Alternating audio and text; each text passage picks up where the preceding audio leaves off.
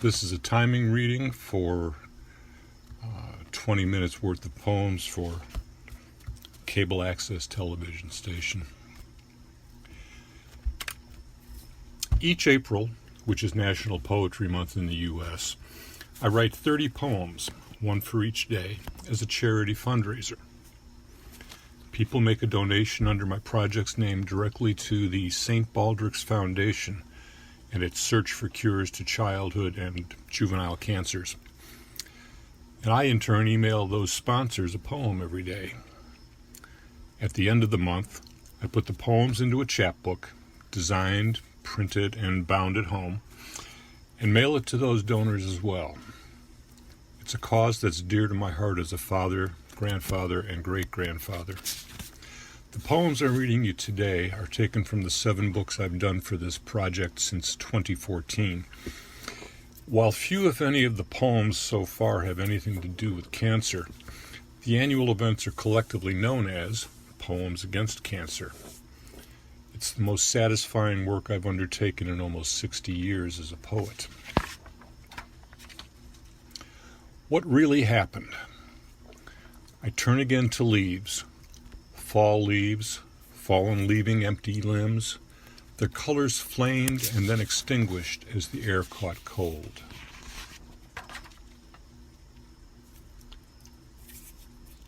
A man and a woman. They were on the fishing boat's fantail, and he was having difficulty lighting the cigarette in the sea breeze. Remember the scene? She opened her coat for him, and he quickly leaned in, using it to block the wind. Is that when they started to fall in love? Except I don't know if we start to love, or if it's just there in the heartbeat needed to open 2 selves to guard the flame together. Cool stillness evaporates.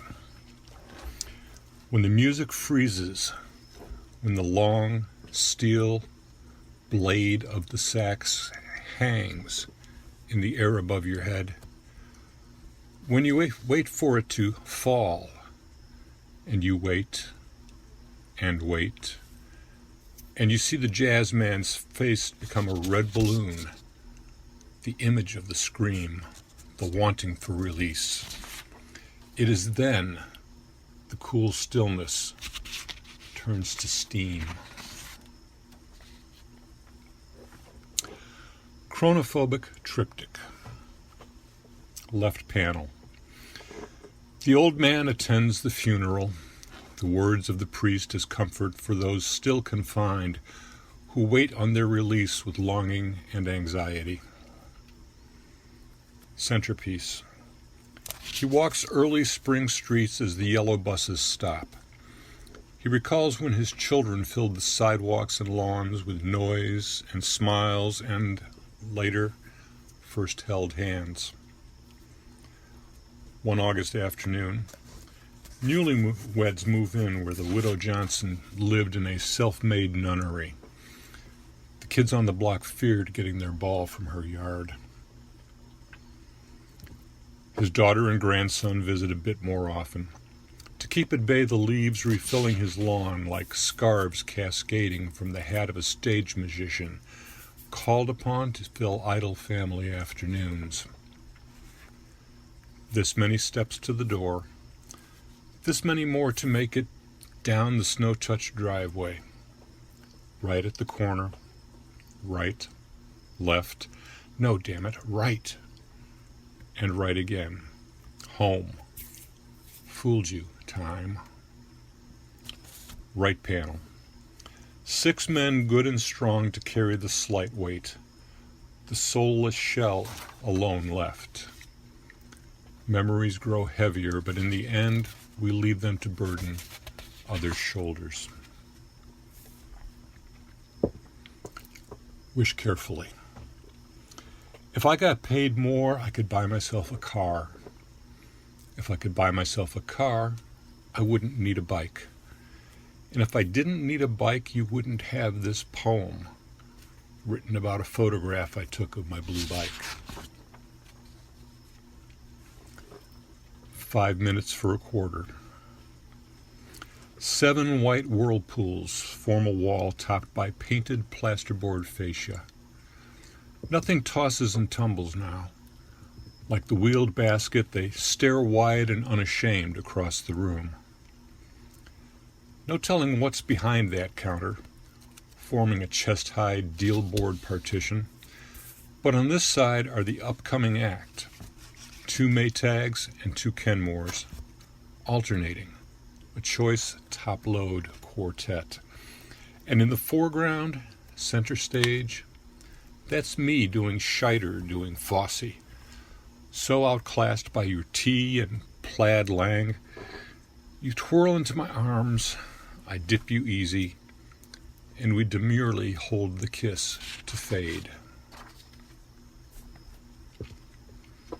Future shock. You dream about the dead and dying, of taking your place among their ranks, shuffling in a long line on a short path towards something you can't understand until its arms open to embrace you. And this frightens you. This frightens you so much you awake, shaking, sweating, chest heaving, around the center of your heart. On behalf of fevered brain, your eyes search the room to see where you are, to find reason to hope. Reason to hope lies in understanding that the destination is assured, but not the time or place, the method, the sense of running to escape from or draw close to what is hidden, but waiting for you later, at some place in your dreams. Early in this journey. It's hot in central Missouri. 3 days from now we'll wake and gaze at snow, 5 fresh inches covering the motel lot in Flagstaff. Still later, above the breakers and beneath the gray birds landing, there'll be Donax and a fishing float to the south of San Diego. For now, it's not quite sunset. We sit outside the night's room, cooler than behind closed doors. Your hair is in curlers, your body in green shorts and sleeveless plaid blouse. The color of your voice is also still remembered. Woman in winter woods. She is not as tall as the photo suggests, though not diminutive by any means. A long black coat against the woods, the open-toed heels rising from snow, convey an early Greta Garbo gauntness, but far from a desire to be alone. The winter that surrounds her descends as a blizzard on his heart miles away, but only briefly obscures memories he meant to hold as clear as permanence. In her right hand, a cigarette, paler than slender figures. He finds himself suddenly longing for that splendidly dangerous touch, jealous of the smoke that issues like a memory from her mouth. Stamped and mailed. I love you like a postcard, a mundane declaration that I am thinking in this moment only of you, being in a somewhere that is not here. No matter how many hands it passes through, the pairs of eyes that make hearts cry out for someone to send them these words, the message it brings belongs only to you. I would make music once more. When the last sun has fallen, there will be a need for bards to sing dirges and old lullabies, to remember lives cut short. I will set down my useless rifle, take my guitar in wearied hands, and play a saint's procession to lead them to our hearts. When the last shell is fired, there will be silence unknown during the years of fighting, and a need to honor it. I will find a whole piano, miraculous in the rubble, and play a gentle melody so babes may peaceful sleep. When the last war is over, there will be no parade to celebrate the peace. No dancing in the streets. I will stand atop my tank and play the violin, a requiem for all that have and has been lost. Wir Leben.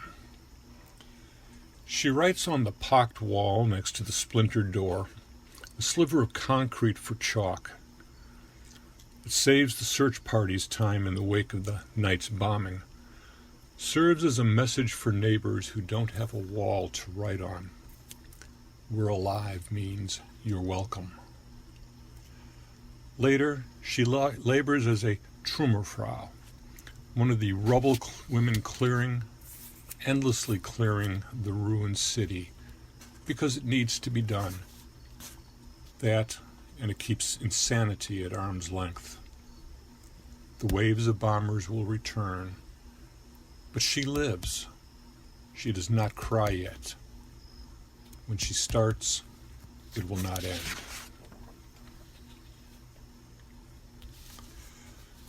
Another time, another country.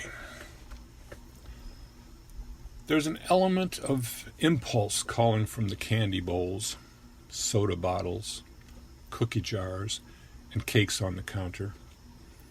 Graze free now, and constantly. Enjoy.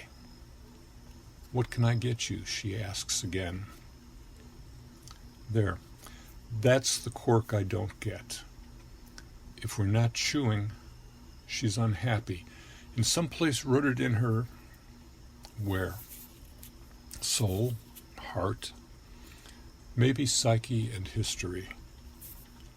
Where does impulse hide compulsion? I'll never map the landscape. It just is. A child of immigrants, deserted wife. She's never talked about the past hurts. Now she can't remember yesterday, leaving bowls of past forever empty. Paris after all the wars. A couple stands kissing in the doorway down the street from the Four Seasons. The man in the well-tailored tuxedo leans on a balcony above the boulevard, as though captured by coyote.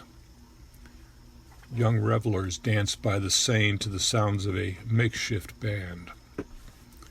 They are not us. They never were. Still, you marvel at their happy lives. Young ladies of the night stand in the shadows across the street from a doorway near an emptying laborer's tavern. The rough-dressed children dance a ring around the rosy on a flat roof. A war widow sells flowers from a bridge near Notre Dame, looks down to the boats crowded with wealthy tourists. We are invisible. We always have been. And you will now forget you read this. The note. Passed across the classroom desks, between hands in the hallway, to warm a heart and draw a smile. That starts the time you'll call yours, makes the day a memory, lifts your spirit or brings the tears. Left on her side of an empty bed. A promise of one thing or another. Among the flowers, saying please. Kept between the pages of a book. Washed, forgotten to be careless lint. The note. Etched on hearts regardless. 7 easy steps for packing a suitcase. 1. Select your suitcase. Now that you've decided to go, don't hesitate. Stand up and start moving. He doesn't get to come back and hit you again. 2. Pack heavy items like regrets and fear first. Don't leave these for your carry-on. Maximize space by leaving self-loathing and extra shoes in the closet. 3. Smooth out wrinkles as you roll or fold special occasions, such as days he was both home and sober. You deserved them, and might want to wear those memories in the future when they're safe. 4. Toiletries will be figurative lifesavers. There's no counting the tears to wash away, or the mascara that will need repairing. You might never clear the taste of them from your mouth, but you'll never stop trying either. 5. Label your suitcase with your name. It's important to be clear about who you are beneath the pain and obscenities he dressed you in. Make sure to include your destination, because you don't live here anymore. Add bright colors and fun prints. It's time for what makes you happy. Put in dryer sheets, spread liberally with self-worth. It's only right to keep everything you're taking for a clean start, fresh and odor-free. 7. When in doubt, leave out. Only you are irreplaceable. Make that your mantra. Make that your mantra's mantra. Now call a cab, or ask the nice folks in the apartment below yours for a ride to the airport. They'll never tell where you've gone. You're done here. The sunroom at dusk. It was December. They were new, and she'd adorned herself as a partially opened present, complete with ribbons wrapping her wrists, one green, one red. One leg bare, one finely netted. She spread the cards slowly among the crystal constellations on her mother's flowered rug. It wouldn't matter what they read.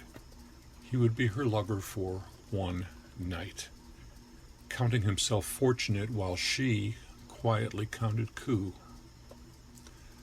Finally seeing himself as bested and a combat costumed as peace, he keeps returning to tangibles, the delicate china, the rabbit staring at the cat from the lawn, and how the clock and their time were painted random numbers. Surely the candles, her taste, the ramekin and spices were true.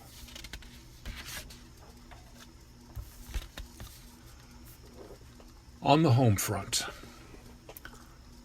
All of our husbands have gone off, called to places they can't speak of except to mention they're distant. So, yes, we stand here in the rain like the stems of umbrella mushrooms, or ankle-deep in snow, then besieged by the high, bright heat of August. Whatever God sends us will be so much better than a telegram.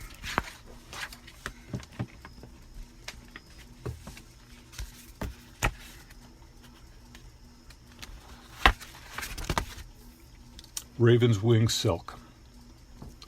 She turns the corner, walks the afternoon sunshine, checks her watch and chooses coffee. The seamstress told her 1 o'clock, and even if she's in a hurry, anxious, she can't just erase the next hour. Her goal's not the dress in the window, shimmering satin, all sleeveless and scoop-necked, its calf-length full skirt meant for cocktails and chaste dancing. That'll work in 10 years, maybe. More kids and anniversaries than now. Tonight will be a different number. An impure black, custom-fit sheath, collarbone bared, mid-thigh hem, to remind him that he's home again. Home from the war to where she's been waiting to dance, as they need to. Thank you all very much for listening.